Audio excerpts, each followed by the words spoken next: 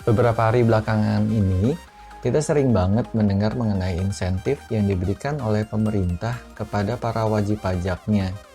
Entah itu berupa insentif ataupun fasilitas, tujuannya pun beragam, tapi punya satu kesamaan, yaitu menyelamatkan rakyat Indonesia, baik jiwa maupun ekonomi itu sendiri.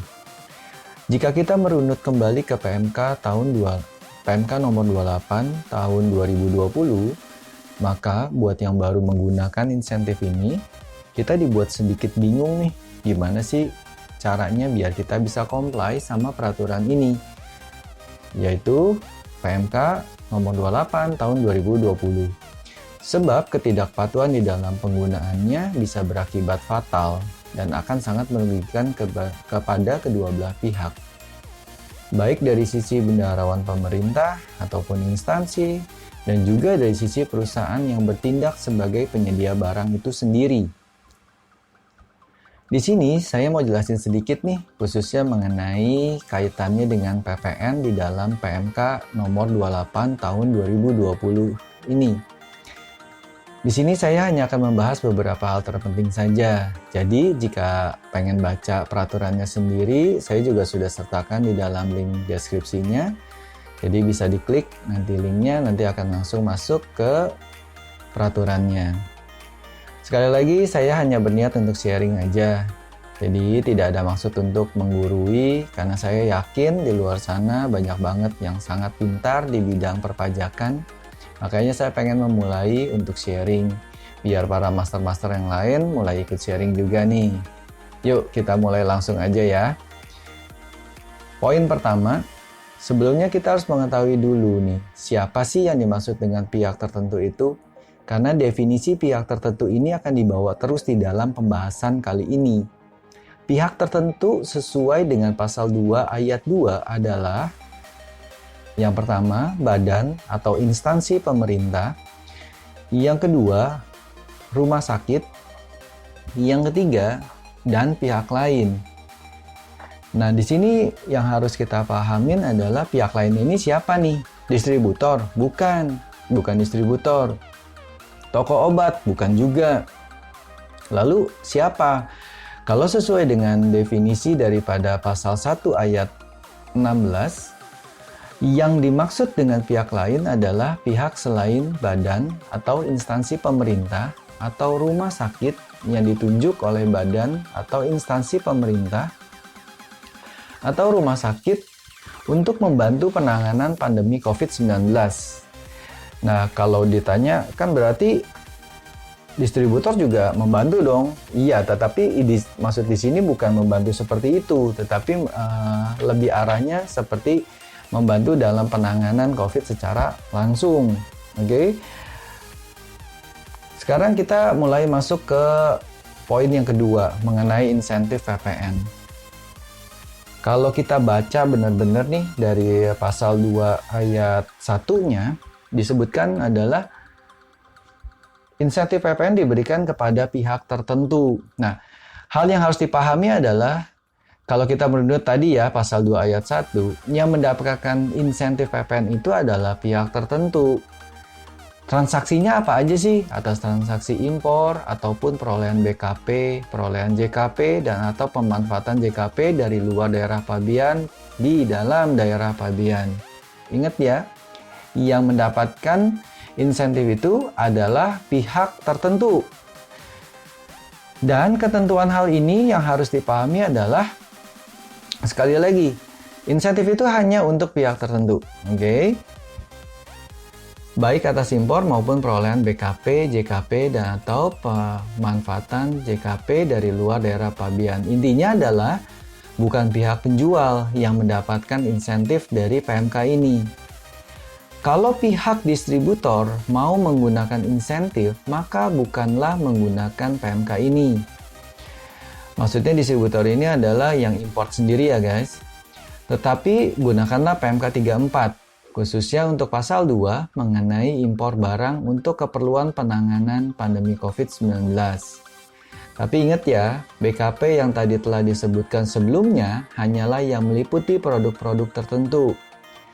seperti obat-obatan, vaksin, peralatan lab, peralatan pendeteksi, peralatan pelindung diri, peralatan perawatan pasien, dan peralatan pendukung lainnya yang dinyatakan untuk keperluan penanganan COVID-19. Sedangkan jasanya masih juga di dalam pasal 2 dibagi menjadi jasa konstruksi, jasa konsultasi, jasa teknik, jasa manajemen, jasa sewa, dan jasa pendukung lainnya. Nah, disinilah yang harus diingat bahwa ketika terjadi transaksi penyerahan oleh PKP, baik itu BKP maupun JKP, di mana barang dan produknya sesuai dengan yang dipersyaratkan, maka jangan lupa nih, gunain kode 07. Informasi sekilas ya, kode faktur pajak 07 ini adalah untuk faktur pajak tidak dipungut dan atau faktur pajak yang digunakan untuk ditanggung pemerintah. Artinya, ini bukan faktur pajak dengan kode 08 yaitu dibebaskan. Lalu dampaknya apa? Berarti seluruh PPN masukannya dapat dikreditkan. Karena kalau dibebaskan tidak bisa ya. Oke. Lalu ada ketentuan apa di dalam PMK ini yang mengatur faktur pajak DTP ini?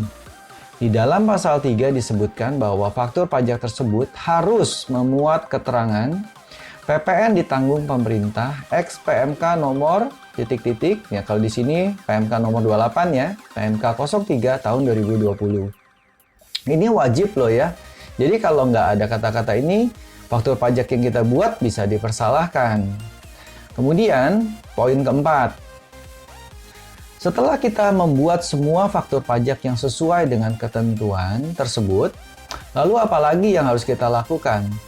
Artinya, ketika faktur pajak sudah selesai dilakukan, kita sudah selesai posting dan sebagainya, sudah selesai kita upload, berarti SPT masa PPN segera bisa dimunculkan nih.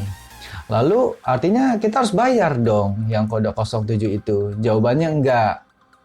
Jadi, DJP telah memberikan penjelasan dalam pasal 3 ayat 3 khususnya untuk hal ini, yaitu sebagai berikut. PKP harus membuat SSP atau cetakan kode billing yang dibubuhi cap atau tulisan PPN ditanggung pemerintah X PMK nomor ... ya kalau di kita berarti X PMK nomor 28 garis miring PMK 03 garis miring 2020. Wah, kalau buat e-billingnya berarti bayar. Enggak guys, nggak bayar. Kalau bayar ya perusahaannya rugi, karena kita juga nggak terima duitnya gitu ya. Artinya nggak bayar, oke? Nah, disinilah yang terpenting. Ketika kita telah membuat SSP sesuai dengan yang dipersyaratkan, maka kita harus mencantumkan NTPN di dalam SPT masanya. Lah kan kita nggak bayar, berarti nggak ada PPN, nggak ada NTPN dong.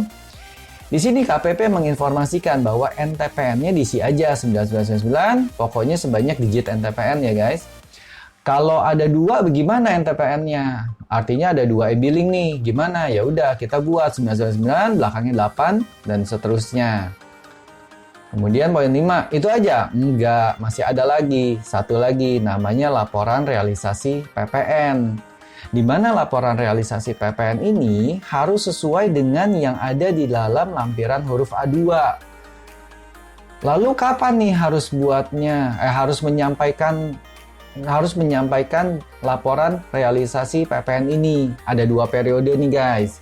Yang pertama, periode pertama adalah masa pajak April 2020 sampai dengan masa pajak Juni 2020 yang disebut dengan periode pertama, paling lambat tanggal 20 Juli 2020. Yang kedua, periode kedua nih, masa pajaknya adalah Juli 2020 sampai dengan masa pajak September 2020. Nah, untuk yang periode kedua ini, maka yang paling lambat adalah tanggal 20 Oktober 2020. Segitu aja. Poin 6 nih ya. Enggak. Kalau buat kita, iya, buat para wajib pajak.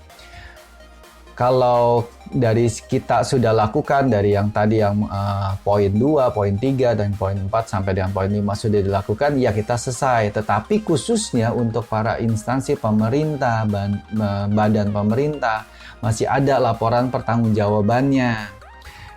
Namanya adalah laporan pelaksanaan dan pertanggungjawaban belanja subsidi pajak ditanggung pemerintah. Untuk hal ini, para badan pemerintah ataupun instansi pemerintah ataupun rumah sakit ataupun pihak tertentu lainnya, harus mengacu kepada PMK nomor 29 garis miring PMK 011 garis miring 2011. Nah, itu dulu semuanya poin-poin yang menurut saya cukup penting untuk dibahas, juga cukup penting untuk diingat. Jadi kalau memang ada pertanyaan, tulis saja di kolom komentar. Sebisanya tim kita akan coba membalas. Segitu dulu videonya. Keep healthy, keep happy. Thank you guys.